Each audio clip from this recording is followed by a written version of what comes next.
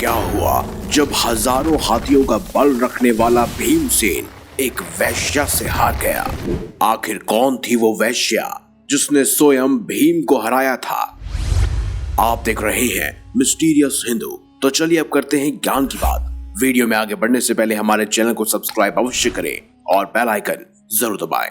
साथ ही comment box में जय श्री हरि अवश्य लिखिएगा। महाबली भीम कुरुक्षेत्र के वो खतरनाक हाथी थे जिनके बल से सारे कौरव कुचल गए थे। भीम ने अकेले ही 100 कौरवों का वध किया था। भीम में हजारों हाथियों का बल था। गदा युद्ध में उनके समान कोई और नहीं था और मल्ल युद्ध में भी उनकी कोई तुलना ही नहीं थी। महाबली भीम ने ही जरासंध और कीचक जैसे योद्धाओं को मल्ल युद्ध में मार गिराया था तथा इन्होंने ही दुर्योधन समेत उनके सभी भाइयों का अंत किया था। महाबलशाली भीमसेन को महाभारत में एक महानायक के रूप में देखा जाता है। साथ ही इन्होंने ही युद्ध के मुख्य खलनायकों का विनाश किया और पांडवों की जीत में एक अहम भूमिका निभाई। किंतु वो महाभारत के इतने प्रचंड योद्धाओं को हराने वाले भीम भी एक साधारण वैश्या से हार गए थे। बाणासुर और हिडिंब जैसे राक्षस का वध करने वाले और कई सारे बल के स्वामी भीम आखिर एक वैश्या से कैसे हार गए थे? आखिर महाभारत के युद्ध में खलबली मचा देने वाले भीमसेन एक साधारण स्त्री से कैसे हार गए? क्या थी इसकी पूरी कहानी? कौन थी वो वैश्या जिसने हजारों हाथियों के बल रखने वाले भीमसेन को हरा दिया? कथा के अनुसार जुए में सब कुछ हार जाने के बाद एक शर्त रखी गई जिसके अनुसार पांडवों को 12 वर्षों का वनवास और 1 वर्ष का अज्ञातवास मिला था। पांडव जंगल की ओर चले गए और वो एक स्थान पर ब्राह्मण के वेश में रहने लगे। लेकिन बहुत ही जल्द वहां के स्थानीय लोगों को ये पता चल गया कि ये ब्राह्मण नहीं है और लोगों ने उन्हें वहां से चले जाने के लिए कहा। लेकिन जब पांडवों ने उनसे क्षमा याचना की तब उन लोगों ने एक शर्त रखी। शर्त के अनुसार अगर पांडव किसी व्यक्ति की बलि देते हैं तो वो वहां पर रह सकते हैं, लेकिन उन्हें एक ऐसे व्यक्ति की बलि देनी होगी जिससे किसी औरत ने बेच दिया हो। भीमसेन ने गांव वालों की शर्त को स्वीकार कर लिया। वो एक ऐसे व्यक्ति की खोज पर निकल गए जिसे किसी औरत ने बेच दिया हो। एक तो बलि के लिए किसी व्यक्ति को खोजना बड़ी चुनौती थी और ऊपर से एक ऐसे व्यक्ति को खोजना जिसे किसी औरत ने बेचा हो, उससे भी बड़ी चुनौती थी। लेकिन महाबली भीमसेन किसी भी चुनौती से नहीं डरते थे। उन्होंने ऐसी व्यक्ति की खोज में अपनी जान लगा दी।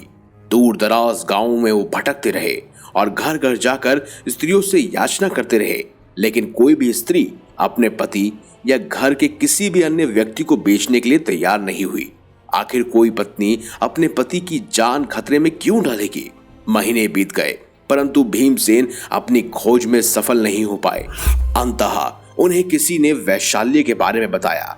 वे वहां चले गए। वहां उन्होंने एक वैश्या से किसी व्यक्ति को बेचने को कहा और उस वैश्या ने एक व्यक्ति को बेच दिया। उस वैश्या ने कहा कि यहाँ बहुत सारे व्यक्ति आते हैं जो मुझसे प्रेम करने का दावा करते हैं, किंतु वह मुझसे सच्चा प्रेम नहीं करते और गलत नियत के साथ वो मेरे गुलाम बन जाते हैं। अगर ऐसे लोगों को बेचना भी पड़े तो मैं संकोच नहीं करूंगी।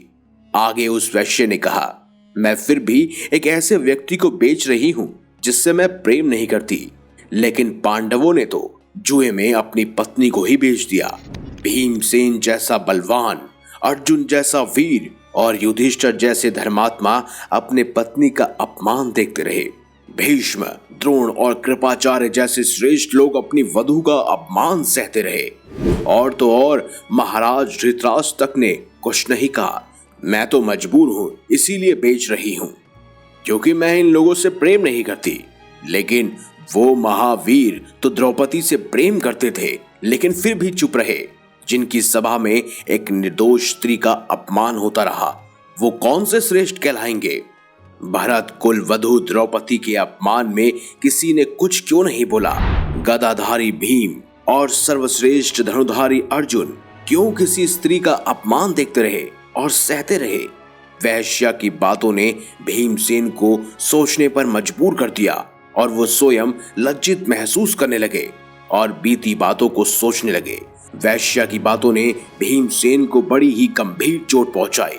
वो सब कुछ भूलकर वापस लौट गए। भीमसेन को खाली हाथ वापस आता देख पांडवों को बड़ा आश्चर्य हुआ। बाद में भीमसेन ने उन्हें सारी बात सुनाई। तब पांडवों ने यह फैसला किया कि वो अपनी खुशी के लिए किसी निर्दोष व्यक्ति की बलि नहीं देंगे और उन्होंने उस गांव को छोड़ देने का फैसला किया।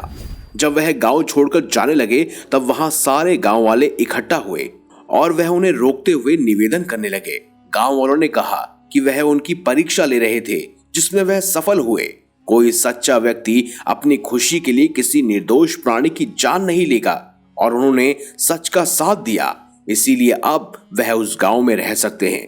गांव वालों की इन बातों से पांडव अत्यंत प्रसन्न हुए और वहीं रहने लगे। लेकिन भीम बार बार वैश्या की बातों को याद करते रहे। उन्हें बार बार अपनी प्रतिज्ञाएं भी याद आती रही।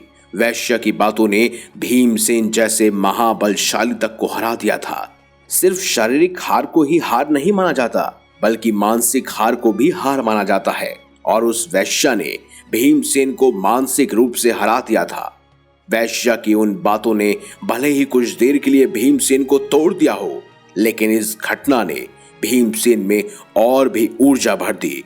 इस घटना के बाद भीमसेन एक घायल शेर के रूप में उभरते रहे और महाभारत के युद्ध में उन्होंने दुश्मनों की लाशें बिछा दी। भगवान श्री कृष्ण महाभारत की कहानी के महानायक थे, वही महाबली भीम और धनुर्धारी अर्जुन महाभारत के नायक थे। जहां एक तरफ अर्जुन ने अकेले कौरव योद्धाओं का अंत किया, वही महाबली भीम ने दुर्योधन और उसके सभी भाइयों का दमन कर दिया। महाबली भीम में हजारों हाथियों का बल था, जिसका प्रदर्शन उन्होंने महाभारत के युद्ध में भी दिखाया। जरासंध, कीचक, बाणासुर, हिडिंब जैसे राक्षसों और योद्धाओं का वध करने वाला कोई साधारण मनुष्य नहीं हो सकता। वो स्वयं पवन के पुत्र थे और हनुमान जी के इस हिसाब से वो भाई हुए। यहां तक कि महाभारत के युद्ध में उन्होंने कर्ण, कृतवर्मा और भगदत्त जैसे योद्धाओं तक को मात दी थी। महाभारत के युद्ध में उन्होंने अनेक योद्धाओं को सीधी टक्कर दी। महाभारत के युद्ध में भीमसेन ने अनेकों योद्धाओं को मार डाला। उन्होंने कुरुक्षेत्र रणभूमि पर अपनी गदा से हाहाकार मचा दिया था, जिस वजह से पांडवों की विजय भी हुई। लेकिन कुरुक्षेत्र की मिट्टी पूरी तरह से लाल हो गई थी और इसको लाल करने के पीछे भी भीमसेन की ही गदा थी, जिसके निरंतर प्रहार से कौरवों की कई अक्षौहिणी सेना, साथ ही दुर्योधन और उसके भाई कुरुक्षेत्र के महायुद्ध में भेंट चढ़ गए। इस तरह महाबलशाली भीम को हराना कोई आसान काम नहीं होता, लेकिन ये कार्य एक वैश्या ने कर दिखाया, जिन्होंने मानसिक तौर पर भीम को पूरी तरह से झंझोड़ कर रख दिया और इस तरह एक वैश्या से भीम हार गए। आपका इस बारे में क्या विचार है, कमेंट बॉक्स में हमें अवश्य बताएं। वीडियो अगर आपको अच्छी लगी है तो लाइक करें, हमारे चैनल को सब्सक्राइब करें और ज्यादा से ज्यादा शेयर भी करें।